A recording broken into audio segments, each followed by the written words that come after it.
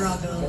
Kasi, syempre po, humbly, sobrang layo po ng buhay namin ni Ellie sa characters namin. So, paano po ba namin ipapakita yung experience, yung emotion po ba na hindi po namin na-experience sa totoong buhay?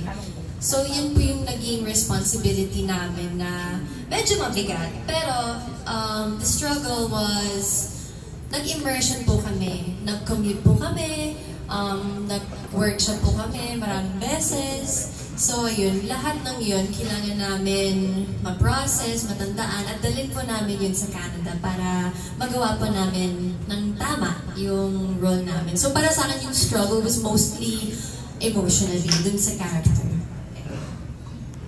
Ako naman po siguro yung challenges ko, yung stress na paulit-ulit na lang ako.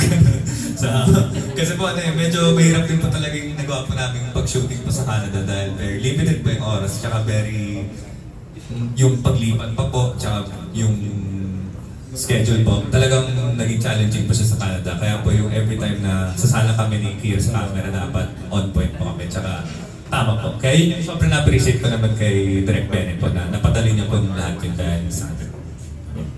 15 days itong kinoot sa Canada? Yes, if I'm correct, 15 days po. Yeah, 15. Yeah.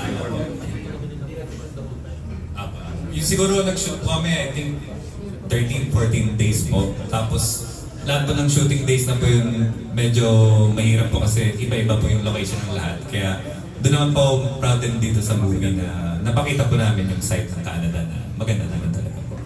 Pwede malaman kung saan sa Canada? Anong mga places? Yung mga locations.